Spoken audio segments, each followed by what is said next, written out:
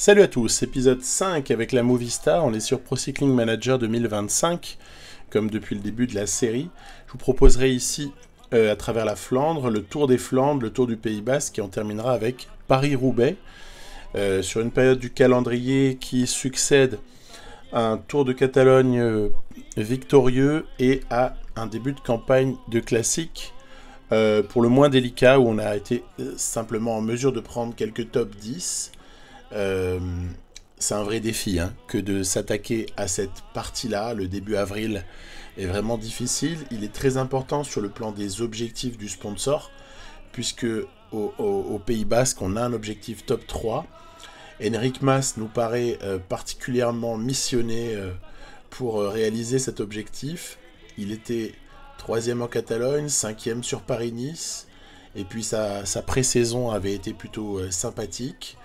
Bon, il va falloir maintenant oser s'imposer au sommet parfois. Enfin, je ne sais pas si ce sera au sommet tellement au Pays Basque, parce que ça ne va pas trop s'y prêter. Regardez, il était un peu fatigué suite à ses efforts en Catalogne, efforts cumulés aussi avec Paris-Nice, etc. et la préparation. Espérons que la semaine de repos va servir à reprendre un peu de fraîcheur. Pour Ivan Garcia Cortina, en revanche, on est encore dans le rush, jusqu'à Paris-Roubaix inclus. Et là, ce qu'on peut remarquer, c'est que si on considère qu'il y a 7 rendez-vous sur les pavés dans une année, eh bien, pour le moment, on a rempli notre mission. On a déjà été 4 fois sur 4 dans le top 10, avec comme point d'orgue cette jolie deuxième place sur Gand-Wevelgem, mais malheureusement, ça n'est qu'une deuxième place. Et vous voyez que mon troisième groupe de coureurs, lui, prépare ardemment le Giro. Donc on passera assez rapidement, je pense, sur cette période-là de l'année.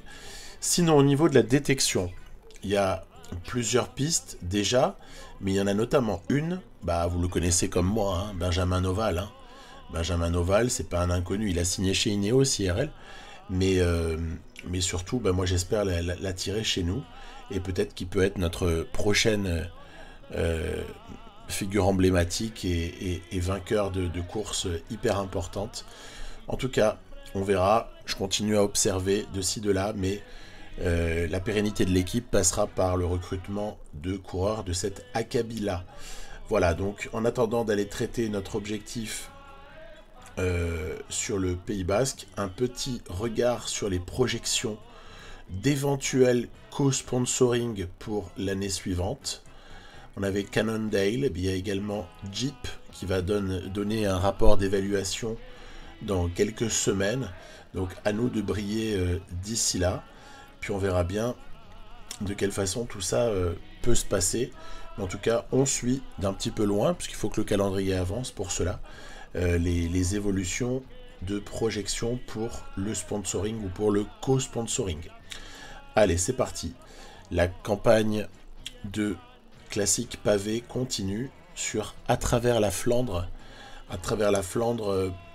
sur lequel, malheureusement, Norsgaard est un petit peu blessé, mais il va reprendre sa forme pas longtemps après. C'est un équipier, mais bon, c'est quand même très important. Les favoris qu'on peut imaginer sont tous là, à l'exception de l'ami Wout van Aert. Et puis vous voyez, je suis pas très chanceux parce que malgré un +3 prévisionnel, Ivan Garcia Cortina se voit attribuer seulement la forme du jour 0. Bon, c'est peut-être pas aujourd'hui qu'on va gagner à travers la Flandre, mais blague à part, on va quand même essayer d'être présent dans le final et de laisser au maximum les autres disperser leurs énergies. On va regarder aussi attentivement, puisque c'est une classique, le comportement des plus forts, comme Pogačar, comme Van der Poel, comme Mats Pedersen, voir à quel endroit ils attaquent, ou s'ils attendent un petit peu, qui provoque les attaques. Voilà, c'est toujours un truc intéressant dans cette période encore de découverte de PCM 25. Et on est plus spectateur réellement que acteur avec la Movistar, mais bon, il y a quand même pas mal de choses à observer. J'ai dit que Wout van Aert ne serait pas là pendant toute cette période parce qu'il est blessé. Je le répète, parce que sinon ce serait encore pas la même histoire si la Visma Leasebike avait Van Aert comme leader. Du coup, 3 équipes principalement sont aux affaires. Évidemment, la Lidl Trek, Alpecin de Koenig et UAE, sans grande surprise. C'est Michael Matthews qui allume une première mèche, c'est plutôt dans le registre des outsiders, hein, qui préfère essayer de devancer certaines difficultés, il part de loin, environ 50 km. Bon, ça ne débouchera pas sur quelque chose de fabuleux pour Michael Matthews. Par contre, ici, il y a une vraie offensive de certains à 43 km de l'arrivée. C'est loin, hein, mais ça part déjà. Vous avez vu Morgado, mais il n'y a pas que lui. Il y a également Tadej Pogacar, il y a d'autres coureurs ici qui vont essayer de prendre le bon wagon. Stuyven est également de la partie. Pedersen y est, hein, je peux vous le dire. Il y a eu chute, malheureux Van Barle, malheureux Tige Benoît, qui en fait partie, comme Timo Ehlens, de ceux qui chutent au moment où les choses s'accélèrent, donc ils ne seront pas dans le final. On se retrouve avec un groupe de 22 coureurs qui possèdent très peu de retard, mais attention, ça peut être rédhibitoire sur un groupe de 6, au sein duquel ça relance, ça attaque dans tous les sens, ça contre-attaque même, ce qui fait qu'en fait il est très difficile de revenir sur eux, d'autant plus que ce sont les hommes les plus forts. Peut-être les 5 des 6 hommes qui le composent sont les 5 plus forts de ceux à travers la Flandre. L'avance, malgré tous nos efforts, et Dieu sait si on n'est pas forcément aidé, parce que il y a certaines équipes qui ne roulent plus, hein, donc on se retrouve pas très nombreux à assurer la poursuite, et cette poursuite, elle est bien délicate. C'est ce qui se passe dans pas mal de classiques qu'on a pu observer, que ce soit au printemps ou au printemps dernier, 2024. Quand les tout meilleurs sortent et que du coup leurs équipiers ne bougent plus, tout ce qui reste pour rouler n'est pas très en mesure de reprendre les tout meilleurs.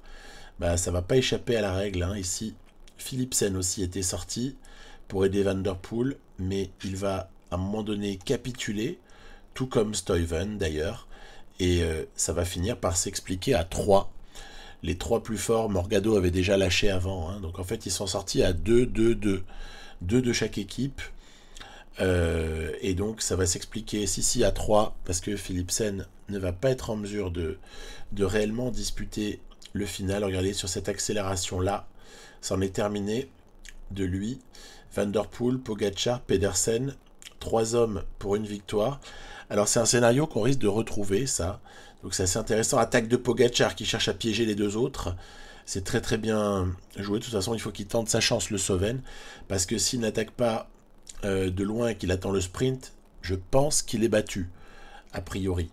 Comme on avait pu voir qu'il avait été battu sur Milan-San Remo par Pedersen, comme il avait été également battu, c'était où? C'était sur la E3 Saxo Classique, hein. Il avait aussi été battu dans le final. Bon, il n'a pas beaucoup le choix. Il doit absolument devancer les choses. Bon, vous avez compris qu'on rentrera pas. J'ai pourtant fait tout ce que j'ai pu pour rentrer, mais ça aurait été quand même excessivement compliqué. On va essayer de poser un sprint avec le peu d'énergie qui nous reste, et au sprint par contre entre les 3 meilleurs, je voulais pas lâcher mon coureur. On va faire 5e. Faire 5e avec Ivan Garcia Cortina, mais la victoire est pour Mats Pedersen devant Mathieu Van Der Poel et Tadej Pogacar. Donc finalement on a eu un beau final, hein, pour ceux à travers la Flandre. La course a vraiment tenu toutes ses promesses, et ça fait plaisir de voir une explication comme ça entre les meilleurs, qui en plus ont osé provoquer les choses d'assez loin. Donc voilà, je considère que c'est plutôt une bonne expérience sur Pro Cycling Manager, pour, de mon point de vue, que cette course. Victoire à nouveau donc de Mats Pedersen, qui l'emporte au sprint face surtout à Van Der Poel, hein. Pogacar est quand même clairement battu par les 2 autres. Ça n'est pas son registre. Voilà. 4 jours plus tard, on se retrouve sur le Tour des Flandres. Ça veut dire que cette fois, c'est encore plus important que précédemment. Sur le Tour des Flandres, même équipe pour ce qui est de la Movistar, et plus ou moins les mêmes protagonistes également pour le reste du peloton. On va espérer cette fois hériter d'une meilleure forme que la dernière fois. Espérons-le en tout cas. Filippo Ganna, Stefan Kung joueront-ils un rôle, ou bien est-ce que les 3 j'ai envie de dire, extraterrestre. Même si Pedersen ne rentre pas réellement dans cette définition-là, mais est-ce que les 3 favoris principaux, Pedersen, Van der Poel, Pogacar, vont à nouveau se disputer la victoire entre eux, ou est-ce que d'autres personnes vont être invitées à la fête? C'est ce qu'on va voir dans les minutes qui viennent. Donc course de positionnement, course d'économie dans un premier temps qui dure très longtemps, c'est-à-dire que même le premier passage au vieux Quarmont n'est pas du tout un lieu de bataille, hein. Le deuxième est plus une bagarre de positionnement, on va le voir juste après. Pas de crevaison notoire, pas de chute majeure à signaler. Les choses sont plutôt passées assez calmement. Je protège Aolar parce que je compte sur lui pour jouer un rôle le plus tard possible auprès d'Ivan Garcia Cortina, lequel est également protégé. Vous avez vu, il a quand même une forme du jour plutôt sympathique à +2. Vous me voyez avec un effort maximal à 88. Il ne faut pas croire que je demande aux coureurs de rouler à 88. C'est juste un effort maximal. Ça veut dire que je me prémunis d'une perte de place dans le peloton. En gros, je tiens à rester positionné. C'est très important. On est protégé. Que soit Aolar ou Garcia Cortina, chacun des deux est protégé par un équipier. Et il ne s'agit pas d'oublier de protéger nos leaders.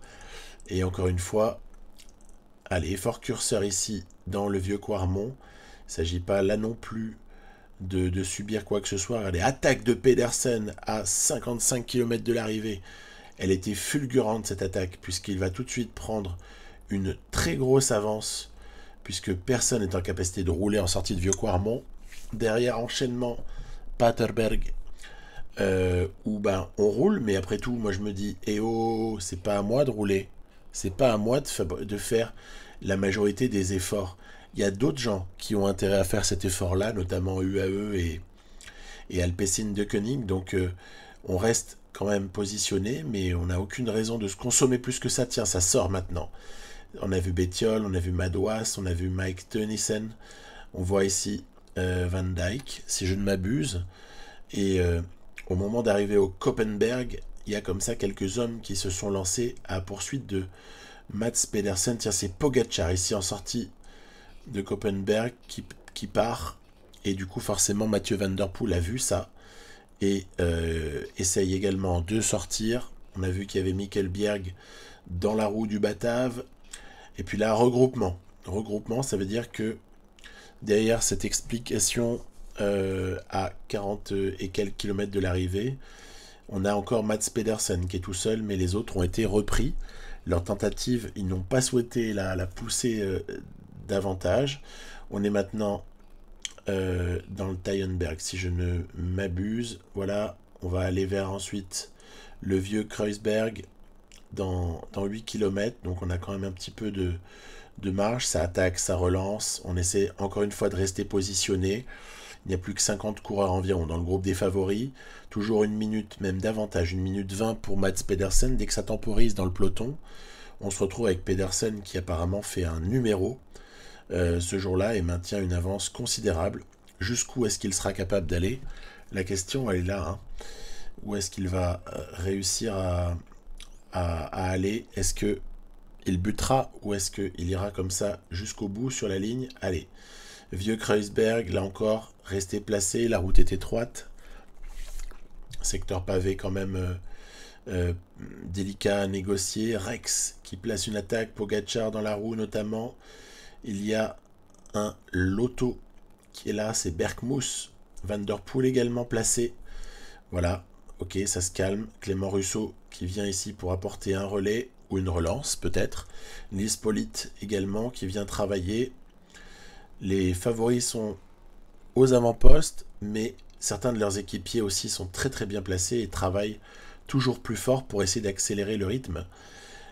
Pedersen est rentré en premier dans le vieux Quarmont. Regardez, accélération fulgurante de certains favoris. J'ai ralenti ici parce que je veux que vous voyez à quelle vitesse vertigineuse l'avance de Pedersen va se réduire à rien du tout. En fait, il va être repris en fin de vieux Quarmont, l'ami Mats Pedersen. C'est fulgurant, l'attaque des 6 hommes qui sont sortis, ou quelque chose comme ça, ils étaient 6 ou 7 peut-être. En tout cas, vous doutez bien qu'au milieu de ces hommes-là, il y en a 2 qui sont un petit peu plus forts que les autres, et qu'on va retrouver à l'écran là dans quelques secondes. C'est Mathieu Van Der Poel et Tadej Pogačar. Au moment d'aborder la descente vers le bas du Paterberg, et on va monter ça très très rapidement. On est encore une fois relativement bien placé avec Ivan Garcia Cortina. Hein. Milesi joue bien son rôle de protecteur.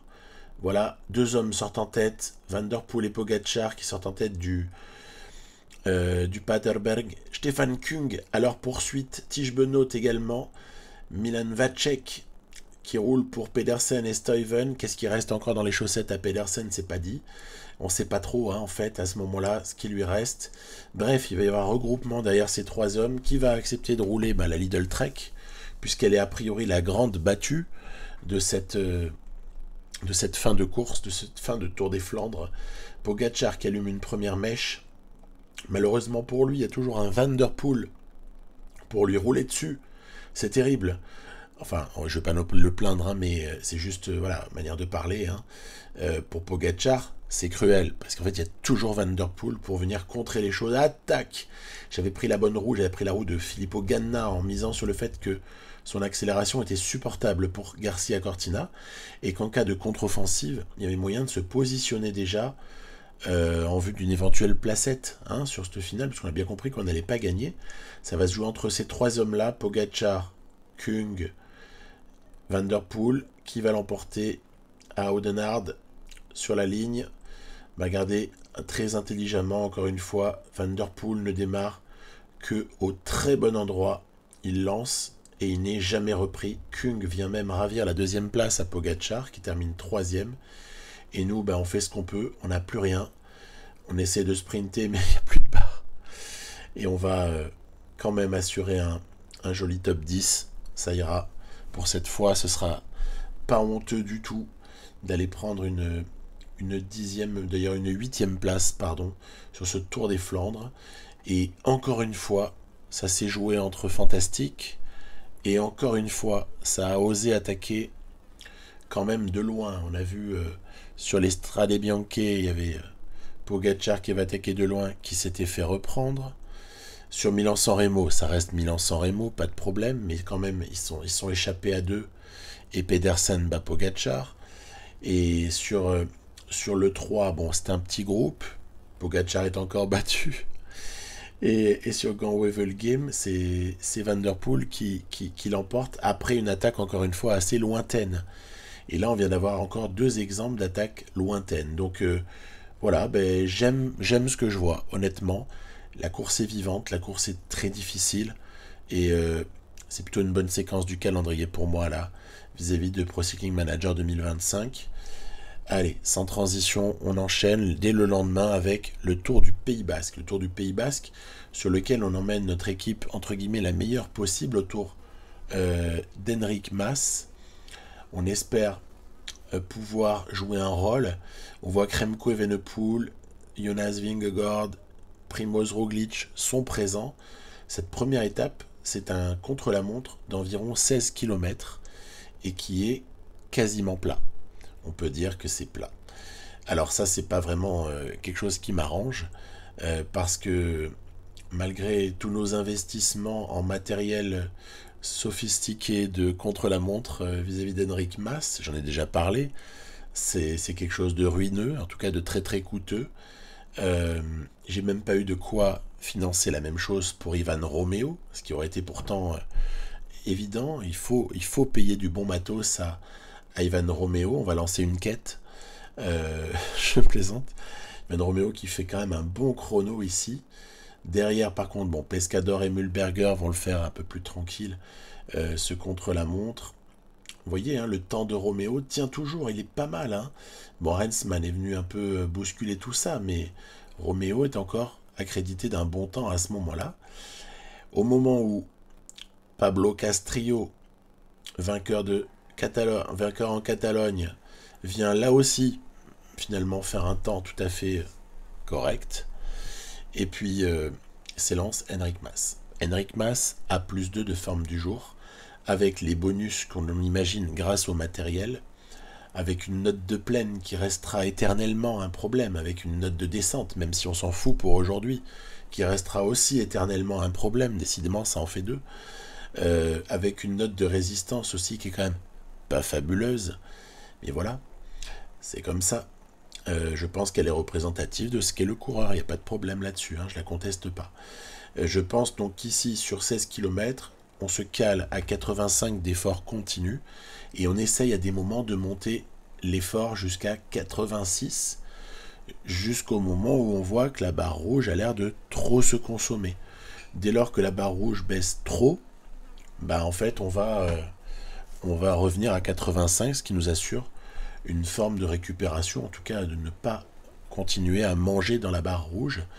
Donc on n'a pas de temps intermédiaire hein, pour pouvoir se situer, mais mon petit doigt me dit que Henrik Mas est en train de faire une vraie performance, parce qu'il est un petit peu plus rapide ici que Roméo, une référence pour nous à l'échelle, très modeste soit-elle, de Movistar. Il est dans de meilleurs temps vraiment que Castrillo, donc non, c'est pas mal du tout. C'est pas mal. Henrik Mas va pouvoir ici faire un chrono qui peut-être fera référence dans son histoire personnelle et dans l'histoire de la partie également. Regardez ce qui va se passer sur la ligne. Meilleur temps pour Henrik Mas. Non, vous ne rêvez pas. Vous ne rêvez absolument pas. Oui, mais voilà. Juste après lui, une fusée nommée Remco vient doucher toute notre joie et vient gâcher un peu la fête. Remco à 35 secondes de mieux que Henrik Mas sur ce chrono. Et quid de Vingegaard? Eh bien, Vingegaard est battu par Mas. Franchement, si on m'avait dit ça, je l'aurais jamais cru. On a été deuxième d'un chrono sur du plat. Donc là, je vais vous dire une chose. Je suis limite ému, hein, parce que jamais j'aurais cru un truc pareil possible, même si je l'appelais de tous mes voeux, mais j'aurais jamais cru que ce soit envisageable. Et nos investissements, ils ont coûté super cher, quasiment 400 000 euros hein, sur le dos du seul Henrik Mas avec son matériel de contre-la-montre. Mais honnêtement, l'investissement a l'air rentable. Bon, eh ben, c'est à savoir, ça aussi, par rapport au jeu. Bon, on va pouvoir souffler un peu, hein, parce que c'est très intense, cet enchaînement de courses. On va souffler un petit peu sur cette étape 2.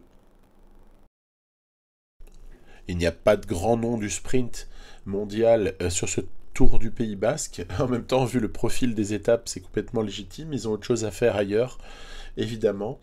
Ce qui veut dire qu'un outsider et un sprinter que je qualifierais sans du tout de côté péjoratif, hein, mais de deuxième zone, va pouvoir s'illustrer. On va s'attarder quelques secondes sur du coup, les conséquences du contre-la-montre et le positionnement des uns et des autres au général. Donc Roglic a un peu de retard, 1 minute et quelques, 1 minute 10 à peu près. Roméo, c'est à peu près équivalent. Arensman est à peu près dans le même cas de figure. Vingegaard, on l'a vu, est à moins d'1 minute, mais tout de même, ça a creusé. Il y a donc ici des possibilités, pas sur cette étape bien sûr, hein, mais sur les étapes suivantes, le 3, 4, pas beaucoup la 5 et surtout la 6 aussi. Donc voilà, 3 étapes pour vraiment aller mettre en danger Remco, si on en est capable en tout cas. Et puis après observer le comportement des autres, hein, que ce soit aussi Kevin Vauquelin, qu'on regardera de près. Il rentre dans la période de la saison qui, en tout cas pour la première partie de saison, doit être la sienne. Et Dieu sait si ce coureur me fait plaisir. Hein. IRL, je le trouve vraiment d'un courage exceptionnel et d'une qualité hein, vraiment admirable. Je suis assez fan de Kevin Vauquelin, comme beaucoup de gens. Voilà, alors, on va rentrer dans le vif du sujet pour ce qui est de la fin de cette étape. Elle n'est pas palpitante, vous l'avez compris, hein, c'est pour ça que je parle d'autre chose pendant le début. Et puis après, nous, on va se contenter de prendre quelques roues, mais sans aucune conviction. Je vous dis, il n'y a pas de sprinter vraiment euh, vraiment remarquables. On va peut-être prendre voilà, une roue un peu de chaque équipe. Après, faut toujours se méfier d'un truc quand il y a un sprint. Et si Alpecin de Koenig est présente, bah, en général, elle a toujours quelque chose à proposer et un train très bien organisé. Ici, regardez, voilà, Kilish qui vient de coller, c'est juste devant Roméo, qui vient de coller. Ça va partir du côté de la gauche de la route pour la Alpecin de Koenig. Voilà, ils ont lâché le sprinter. Ouais, Timo Kilish va s'imposer ici devant Byström de la Groupama FDJ. Dommage pour l'équipe française qui aurait pu ici récupérer une victoire d'étape. Oui, mais voilà, Alpecin de Koenig en avait décidé autrement. Le sprint ici se joue tout de même. Ouais, c'est pas de peu hein, qui s'impose, hein, Kilish. Hein. Il est vraiment meilleur. Le train était bien pensé de la part de l'équipe. Et c'est encore une fois une victoire pour cette équipe Alpecin de Koenig qui décidément brille. Dès lors qu'il s'agit d'être costaud ou de sprinter, il faut compter avec elle. Et encore, on n'a pas beaucoup vu Philipsen lever les bras depuis le début de cette partie. Gageons que ce soit pour peut-être le Tour de France, on verra. On verra bien. En tout cas, ce Tour du Pays Bas se poursuit avec une étape 3 sur laquelle, par contre, on a moyen de secouer le cocotier. Si vous me passez l'expression, il va falloir profiter du retard au général de coureurs comme Mühlberger, comme Rubio évidemment, qui a beaucoup de qualité, comme Javier Romo. Voilà des gens dont il va falloir exploiter au fil des étapes le gros retard au général. Je pense garder Roméo placé le plus longtemps possible pour éventuellement aider Mas dans sa conquête de quelques dizaines de secondes au moment de l'étape 6. Ça veut dire que je ne prendrai pas de risque inconsidéré avec Roméo avant de pouvoir éventuellement jouer le coup sur la fin de ce Tour du Pays Basque. En revanche, Castrillo aura aussi à un moment donné un bond de sortie pour essayer de bousculer les choses, parce qu'il n'est finalement pas très très loin. L'échappée matinale a vu Alex Aranburu être le dernier survivant. Il y a eu accélération du peloton qui a roulé notamment sous l'impulsion de la Caja Rural d'équipes de manière générale qui n'ont pas de représentants à l'avant. Ce qui fait que moi j'ai bien vu que ça servait strictement à rien de vouloir sortir en échappée avant la montée qui précède le 4e GPM du jour. On est en train d'y arriver. Et j'ai une mission ici pour deux hommes, Rubio et Javier Romo. On va essayer de les aider en accélérant ici avec Ivan Roméo. On est très très loin de l'arrivée, il récupérera sans problème, il n'y a pas de souci pour notre jeune espoir. Voilà, on appuie assez fort ici avec Roméo, puis à un moment donné, on va se calmer et on va lâcher les deux comparses pour essayer de partir dans un raid. Rubio, Roméo, attaquer à deux, c'est toujours mieux, parce que ça permet ensuite de se relayer et évidemment à celui qui ne roule pas de pouvoir se reposer dans la roue de l'autre. C'est la base, mais c'est bien comme ça. Aranburu va être assez rapidement déposé parce qu'en fait il a fourni beaucoup d'efforts et notamment en solitaire. On va aller déjà chercher quelques points au niveau de la montagne. Hein. Je vais plutôt privilégier Rubio, étant donné que Romo a déjà gagné une étape en Catalogne et a déjà été bien honoré par le travail d'équipe au cours de l'étape 7 de ce Tour de Catalogne à Barcelone. Donc si Rubio pouvait aller chercher, on va dire, un maillot à poids dans le contexte basque, donc le maillot du classement de la montagne, ce serait pas mal du tout. L'avance de ces deux hommes va monter à presque 2 minutes avant qu'évidemment les équipiers de Evenepoel ne viennent s'en mêler pour réduire progressivement cet écart. Ils ne sont pour l'instant à ce stade de la course pas aidés, ce qui fait que Rubio et Romo conservent une certaine avance. Il faudra penser, si on veut vraiment déstabiliser Remco, à l'attaquer de très loin et avec quelqu'un de plus dangereux au général. Vous inquiétez pas, je l'ai en tête et je ferai tout ce qui est en mon possible pour venir essayer de l'embêter et qu'il nous montre, l'obliger à nous montrer un petit peu combien il est fort. Après, sur cette étape, il y a quand même des séquences de plats entre les difficultés. Et celle-ci nous coûte relativement cher. Parce que j'ai beau faire rouler Javier Romo assez fort. Romo était un petit peu est meilleur sur le plat que ne l'est Einer Rubio, évidemment. On va être repris, et notamment sous l'impulsion des rouleurs comme y compris Cataneo, qui avait fait déjà un très bon chrono la veille. Et pas de mystère. On va se faire reprendre. Et pour autant, on va essayer de rester positionné pour ensuite pouvoir être bien agressif sur la suite et la fin de cette étape-là. Donc, vous voyez, Mas, il va un petit peu de son curseur. Voilà, hop, après on va se stabiliser. Evenepoel est toujours vigilant. Romeo est placé, Vingegaard est placé, Roglic est placé. Puis on va du coup en profiter pour aller prendre, puisque personne ne nous les conteste, on va aller prendre quelques points. Là encore, pour le classement de la montagne, donc très bien. Rubio aura le maillot à l'issue de cette étape. Et puis après, le plan est simple. Essayer de mettre en place une stratégie pour cette fin d'étape. Alors, Romo ayant beaucoup donné, on va le reposer désormais. Puis après, on va constituer une espèce de petit train en tête duquel, sur le plat, et avant la dernière difficulté finale, qui précède une descente puis l'arrivée, on va évidemment demander à Mühlberger de rouler. Ensuite, on attendra un effort de Rubio, que je vais intercaler. Et ensuite, ce sera peut-être à Castrillo de lancer une offensive pour que Mas et Romeo puissent demander à Remco quelque part implicitement de réagir. On va voir un petit peu ce qui peut se passer. C'est parti. Donc, derniers efforts de la journée pour Einer Rubio. On le renverra en échappée. Et c'est parti pour Castrillo. Castrillo qui attaque ici de manière peu intense, mais qui attaque tout de même, avec Mas dans la roue, avec Romeo également calé. Pas voulu faire la cassure. J'aurais pu, mais voilà, c'était pas le projet ici. On le fera peut-être un petit peu plus tard dans ce tour du Pays Basque. Tout de suite, Evenepoel a sauté dans la roue. Très belle vigilance du Belge.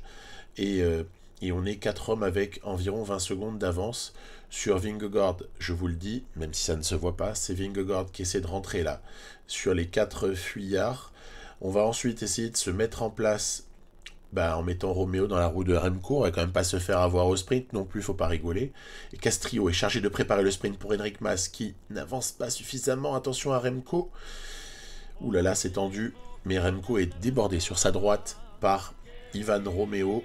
Bien joué. Victoire d'étape pour ce jeune coureur espagnol qui commence à lever les bras régulièrement en World Tour. Ça fait bien plaisir. Et donc, il s'impose. Il y aura un écart comptabilisé sur la ligne sur Vingegaard qui finalement a été lâché sur le sprint. Il avait tout donné. Et un petit écart également pour le reste du peloton, des favoris, restants en tout cas. Donc, les écarts seront comptabilisés. La seule mauvaise affaire du jour, au final, c'est que Remco prend 6 secondes de bonification pour la deuxième place, quand Enric Mas n'en prend que 4. Ça veut dire que sur le plan arithmétique strict, Mas a perdu 2 secondes sur Remco. Mais pour le reste, c'est très très positif. Et on est très satisfait de l'agressivité de notre stratégie. Donc voilà, ça fait 37 secondes à présent de retard pour Mas sur Remco Evenepoel. Rien d'insurmontable. Il peut y avoir une défaillance, il peut y avoir tout un tas de choses qui arrivent encore. On va surtout pas s'émouvoir. Et puis on va continuer à essayer de challenger Remco Evenepoel. La stratégie de l'étape précédente, la 3, était d'essayer d'envoyer des hommes à l'avant pour voir un petit peu de quelle manière l'échappée pouvait évoluer. Ça a été peu concluant. Je vais donc essayer autre chose sur cette étape 4. En fait, il y a une difficulté dans le final qui est quand même, vous voyez du pourcentage noir apparaître. Donc ça veut dire qu'il y a quand même moyen de faire un certain écrémage. Et plutôt que de m'épuiser, d'épuiser surtout les coéquipiers de Mas et de Roméo dans un travail, je dirais, tout de même assez peu lucratif, hein, qui est l'envoi en échappée. Ils sont bien gentils, Rubio et Romo, mais franchement, j'ai pas envie à chaque fois de les envoyer au casse-pipe et que tous leurs efforts soient complètement ruinés par les efforts peut-être d'autres équipes parfois. J'ai choisi cette fois-ci de durcir dans la course dans la partie centrale de l'étape. Alors on voit ici un effort très intense demandé à Javier Romeo pour peut-être essayer de provoquer un premier écrémage. En tout cas déjà, bon, revenir sur l'échappée, c'était pas réellement mon but, mais c'était surtout essayer d'éliminer des équipiers, des équipes rivales. Alors elles sont assez nombreuses encore à ce stade-là. On a enchaîné, hein, on a fait se relayer Rubio. On a demandé aussi à Castrillo à un moment donné de rouler. Évidemment, Romo est sur le coup. Et vous allez voir que ouais, ce travail il va payer. C'est-à-dire que on avait commencé notre travail assez loin, vers 100 bornes de l'arrivée. Et à 80 km de l'arrivée, déjà, on sent venir les cassures, hein, qui vont apparaître. Regardez, elles sont assez visibles ici. On a plus que 41 hommes dans le groupe maillot jaune. Suite à une dernière cassure, petite accélération. Vous savez très bien comment ça fonctionne sur Pro Cycling Manager. Il faut faire attention à ça. Quand on est pris dans la mauvaise cassure, ben, ça se passe assez mal. Donc ici, notre travail a déjà été assez couronné de succès. Au passage, je suis prêt à m'asseoir sur la question du maillot du classement de la montagne. On a vu David Gaudu qui fait les sprints encore ici. Pas de problème. David, fais-toi plaisir. Nous, on s'occupe du général et non pas de ce classement-là en priorité. Bon, là, on a été repris par certains, hein, qui ont réussi à rentrer quand une soixantaine d'hommes ne reviendra jamais, évidemment, sur le groupe des leaders. Et bon, bah, après le travail des uns, eh bien, c'est Pescalor et Mühlberger à qui je demande de travailler, quitte à temporairement ne pas avoir trop protégé mes deux leaders. Mais pas de problème, on est capable de tenir le coup sur du plat. Et puis après, sinon, je rabats Roméo, vous voyez, dans la roue de masse. Et puis on peut quand même continuer à le protéger, cette fois avec Castrillo. Allez, on arrive vers la dernière difficulté du jour. Et là, c'est le moment où on va essayer de faire mal à Remco. Romo finit de donner tout ce qu'il a, donc on est sur un effort qui est plus intense que du 88 que je mets très très souvent. On est sur du 90 et puis après, ça va être à Einar Rubio de jouer son rôle. Là, je travaille encore un petit peu sur la barre jaune. Puis bon, attention parce que ça faiblit. Alors, attaque de Rubio avec Mas, Romeo Castrillo dans la roue. Vingegaard est attentif. Roglic préparait aussi sûrement son offensive.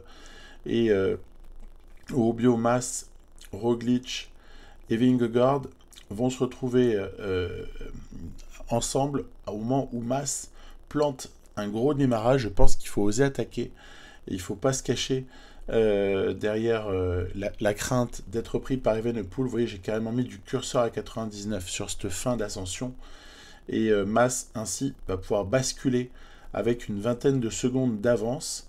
Alors 20 secondes, ça doit pouvoir arriver au bout avec un coureur qui descend bien.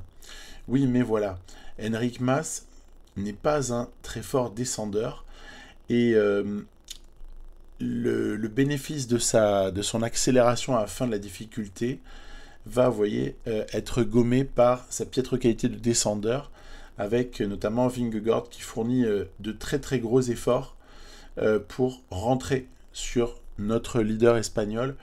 Ok, voilà, ça y est, c'est rentré. Oui, mais par contre, derrière, ils ont été à court de personnel pour pouvoir rouler. C'est là que je suis assez content d'avoir éliminé pas mal de monde, et notamment les équipiers de Evenepoel, ou en tout cas les avoir épuisés. Ce qui fait qu'il n'a pas fait le travail tout seul, et on se retrouve dans le final à 4 pour essayer de se disputer la victoire, toujours avec une trentaine de secondes de retard pour le peloton. Et bon, là, on va sprinter. Roglic, bien sûr, va plus vite. C'est logique qu'il s'impose. Vingegaard fait 2, Mas fait 3, il prend une petite bonif. Derrière, Clément Champoussin avec 2 autres punchers étaient sortis et le sprint du peloton va être remporté par Sivakov.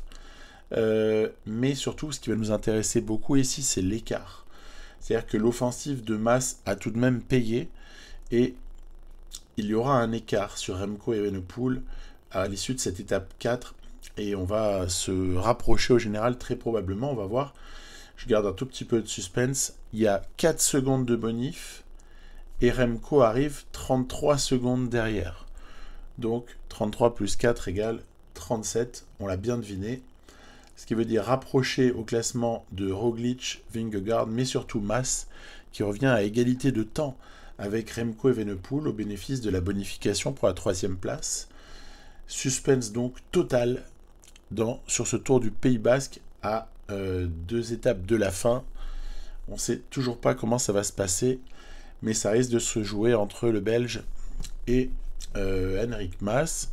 Donc vous voyez au passage que je suis en train de perdre mes pics là, progressivement. Roméo, ça y est, a fini son pic de forme, c'est dommage, mais c'est comme ça.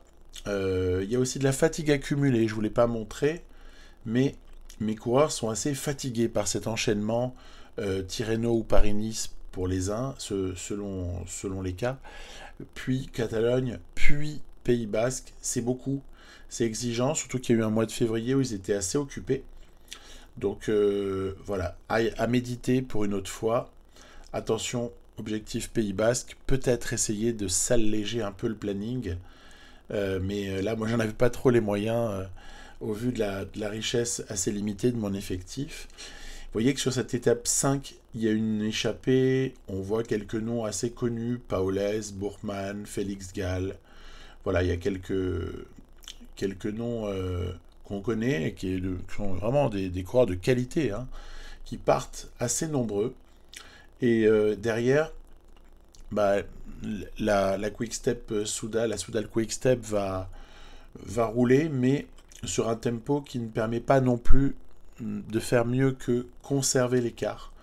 Ils sont pas tout le temps très aidés. Je vois pas tellement pourquoi je les aiderais, puisque le but c'est quand même le classement général final. Et je n'ai aucun coup de main à donner à la Soudal Quick-Step, surtout étant donné que personne à l'avant ne représente un danger au général pour Enric Mas. Donc on laisse se débrouiller l'équipe de Remco. Et puis on voit quand même que les Unoix sont souvent très présents à l'avant.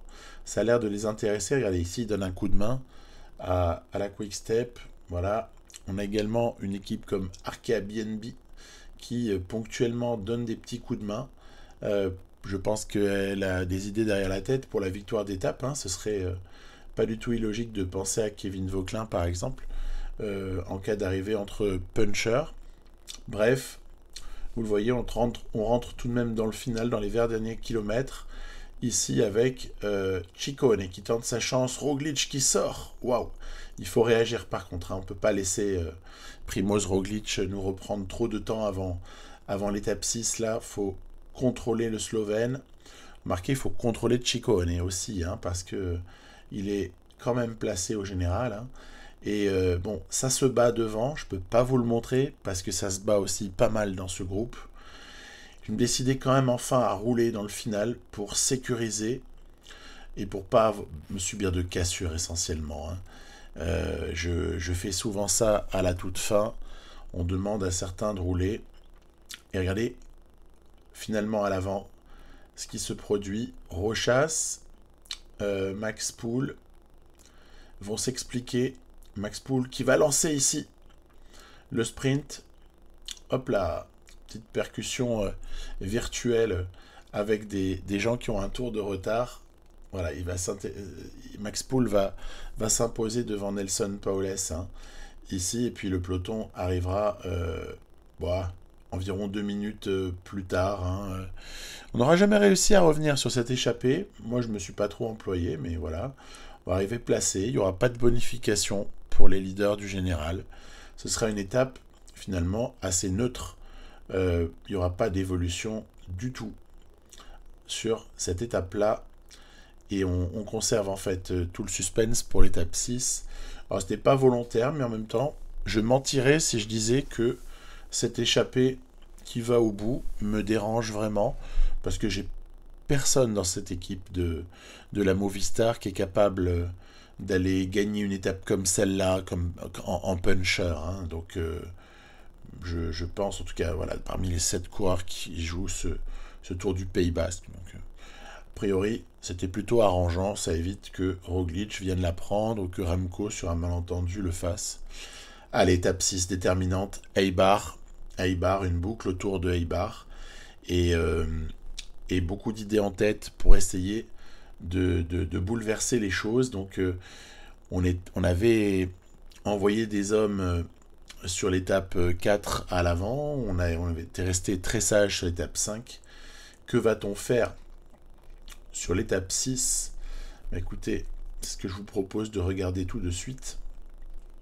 Alors, attaque de Romo et Rubio, mais bien sûr, on n'allait pas se gêner, non. On retente de loin cette fois. L'idée étant soit de pouvoir bénéficier de leur aide en cas d'attaque future d'Henrik Mas, soit, autre possibilité, donc servir de relais pour Romo et ou Rubio.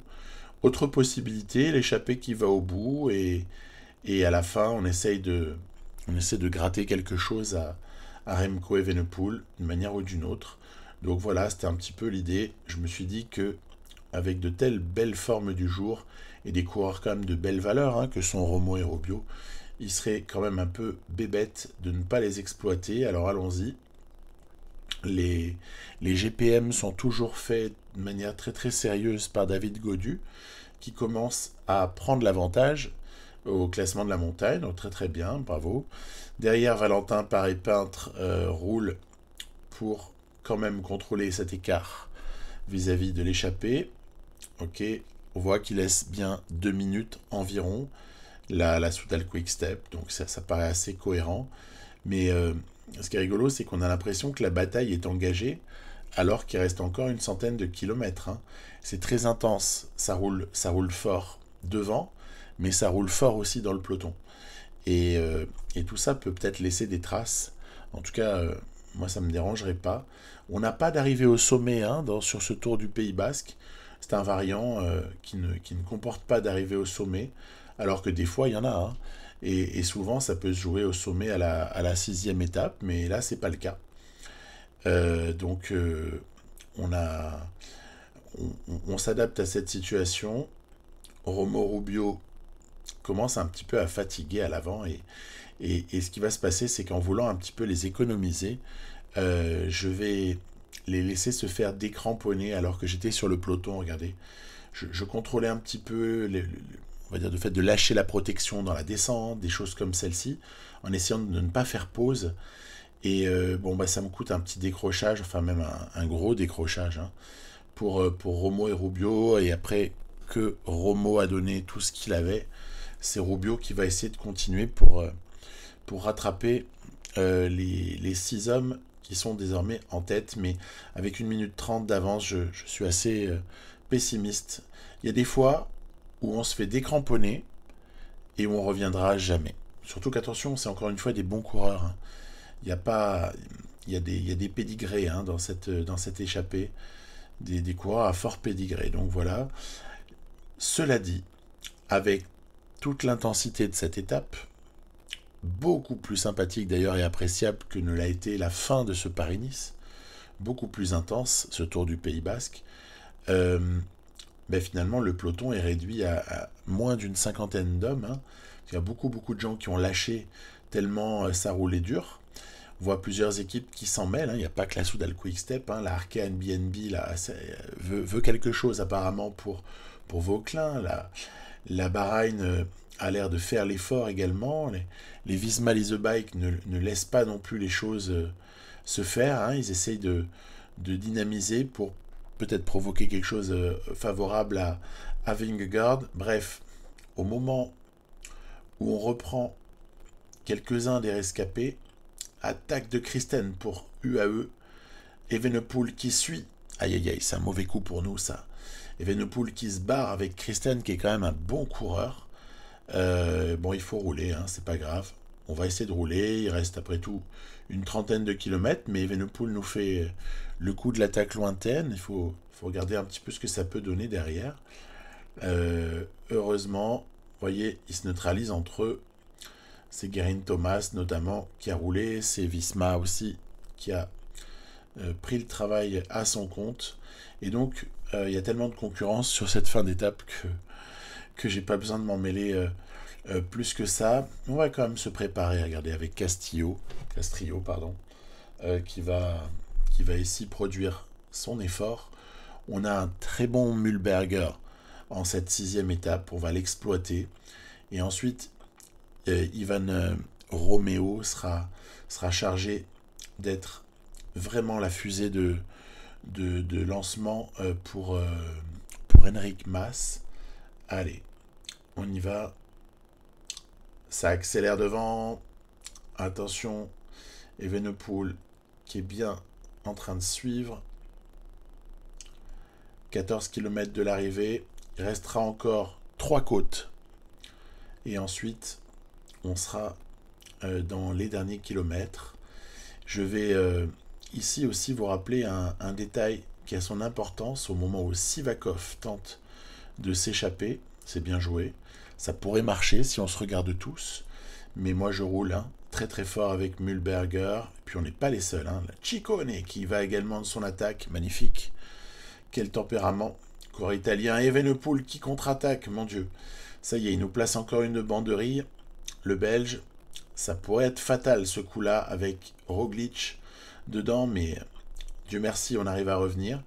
Oui, il y a un petit sprint intermédiaire qui arrive là. Et puis les sprints intermédiaires, il y a des petites bonifs.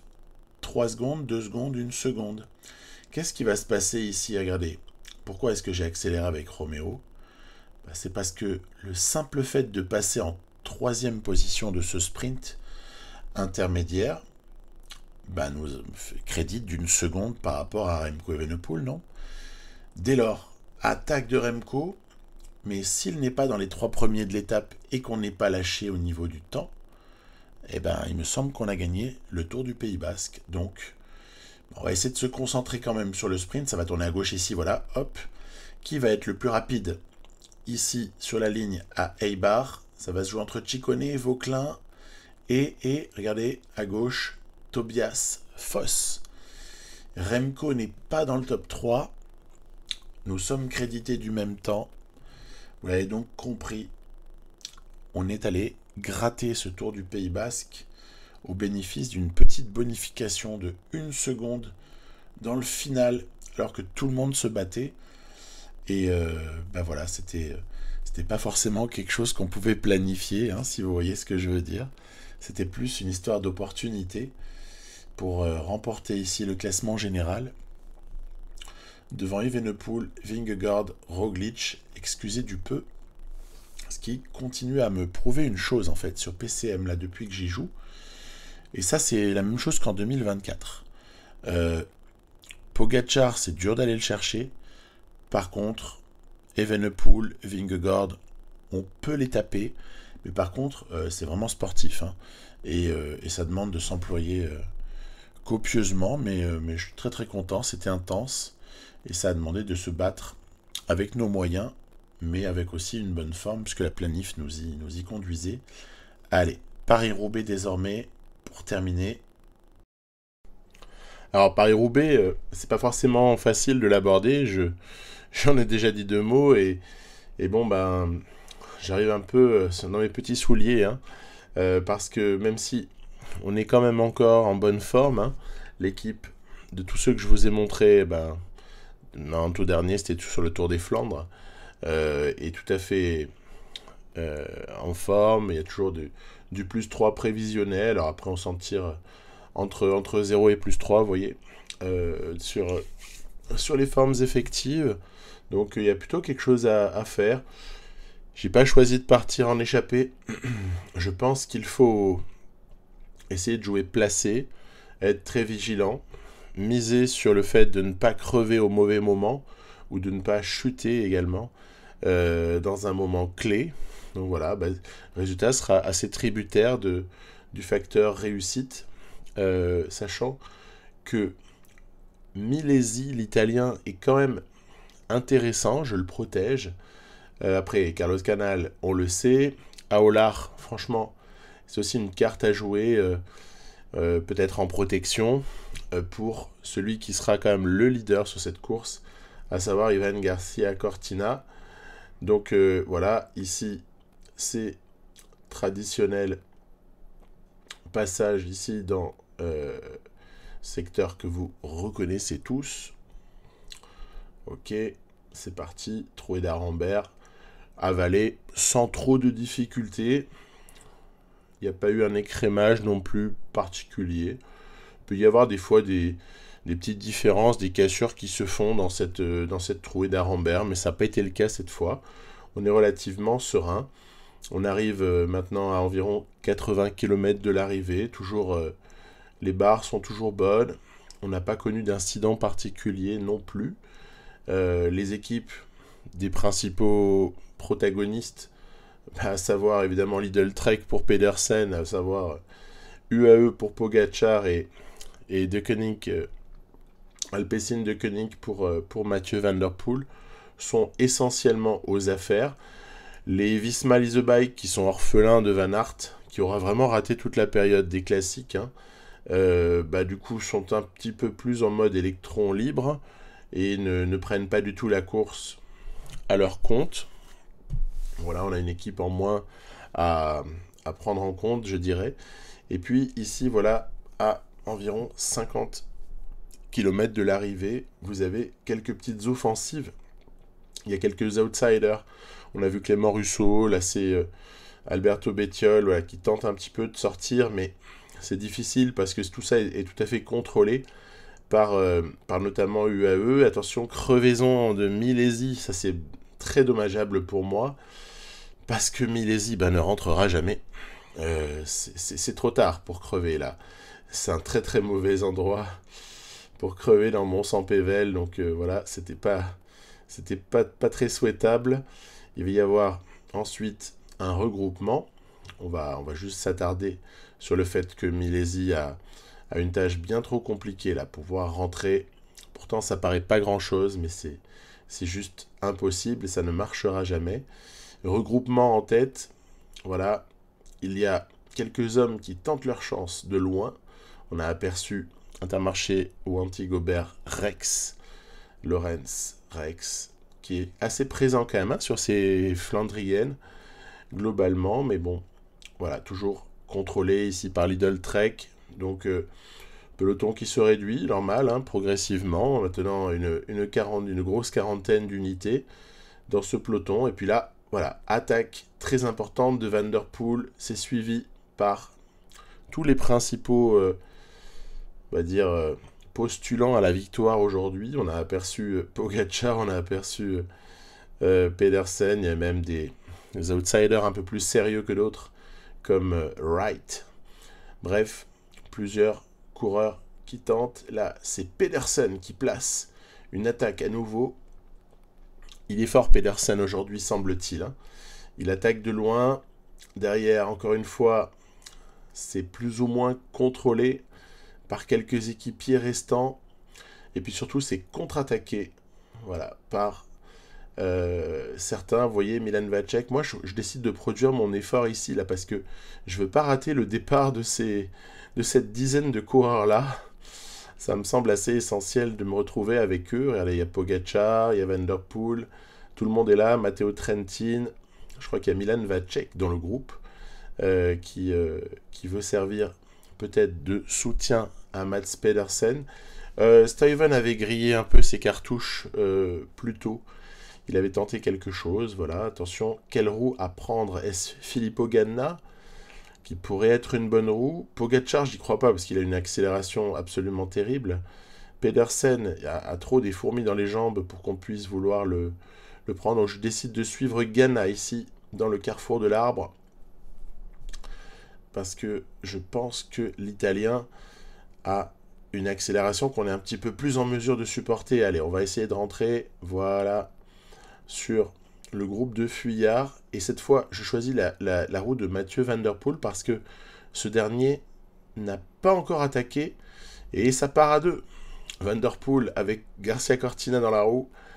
Qui, voilà, on arrive à gripper comme ça la roue du fantasque coureur hollandais. Kung, Ganna et Pedersen vont rentrer, parce que Mathieu Van Der Poel a un petit peu stoppé son effort. Contre-attaque de Ganna. Mais regardez, Van Der Poel va faire l'effort ici. Il va nous ramener. Bon, par contre, on n'a plus beaucoup de barres. Hein. On a tout épuisé. Oh là là, nouvelle attaque. Celle-là, elle fait mal. Hein. Attaque de Mats Pedersen. Qui est-ce qui va pouvoir répondre? Est-ce Van Der Poel? Je pense qu'il a grillé pas mal de cartouches. Est-ce Ganna? C'est la même. Et est-ce Kung? Bah non, Kung, il a l'air d'être un peu comme nous. Il est en train de récupérer. Ah non, regardez. Nous, c'est fini. On lâche cette roue. On n'en peut plus. On n'a plus de barre rouge depuis longtemps. Et on n'a même plus de barre jaune. Enfin voilà, c'est terminé l'histoire. Attention au retour de Pogacar qui s'est fait quand même surprendre hein, par l'accélération de ces hommes-là. On verra si on arrive à conserver notre 5e place ou pas. Et ce qui est clair, c'est que ça va se jouer entre les 4 hommes que l'on voit. Pedersen a quand même l'avantage. Hein. Il a 20 secondes d'avance à l'entrée dans le vélodrome sur Kung, Ganna et Van Der Poel. Mais pour autant, Ganna ramène tout le monde. Waouh, incroyable. Et là, Pedersen replante un démarrage. Et ça, ce sera très très difficile d'arriver à rattraper le Danois qui va, regardez ici, résister au sprint forcément peu dynamique. Hein. Il restait plus de barre hein, à Van Der Poel, il restait plus rien à Kung. C'est une victoire donc pour Mats Pedersen. Nous, on se fait passer un petit peu devant par Pogacar à la toute fin. Et donc, ce sera une 6e place pour Ivan Garcia Cortina. Et puis ensuite, pour d'autres places d'honneur, c'est Milan Vacek. Mathias, qu'est-ce que j'ai voulu dire avec Milan, moi? C'est marrant. Matthias Vacek, Matteo Trentin, voilà, qui vont comme ça aller prendre des places très honorables. Et ben donc voilà, on a réussi. On notera également quand même que Degenkolb s'est bien accroché et Lorenz Rex, malgré ses efforts un petit peu... je pense qu'il aurait dû rester avec les meilleurs et prendre un peu moins de risques. Il y avait sûrement un top 5 à chercher pour lui, mais bon, il a tenté d'une autre manière. Donc voilà, on fait 6e à Roubaix. On observera que finalement, sur les 7 courses qui comptent, Omloop, Bruges-la-Panne, le 3, Gand-Wevelgem, à travers la Flandre Ronde et Paris-Roubaix, il y aura toujours eu quand même un top 10 pour Ivan Garcia Cortina. Donc ce sera quand même une saison de classique flandrienne que je qualifierais de très satisfaisante. Après, vous avez vu la courbe de fatigue, elle a vraiment explosé, hein, c'est monté en flèche. Voilà, pour les courses et pour l'avancement de la saison, c'est terminé pour cet épisode-là. Juste montrer sur quelle base est-ce qu'on a joué tout cela depuis le 1er janvier. Donc une base de difficulté extrême. Mes coefficients de prime de course, j'aurais bien envie de les relever, mais je n'ose pas le faire, j'ai l'impression de tricher. Pour autant, on risque d'avoir un problème. Niveau des adversaires en course, fois 1,05. On pourrait monter. Hein. Contre la montre, bah, j'ai laissé extrême, sprint extrême, j'ai rien touché en fait. J'ai juste mis extrême et après le reste en découle.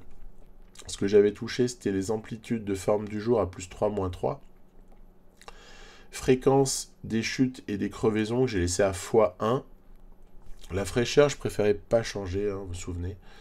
Puis après, il y a l'impact des caractéristiques de terrain et des qualités physiques que j'ai déjà montré par le passé. C'était du x2,3 et du x1,8 ou quelque chose du genre, ou 1,6. Voilà.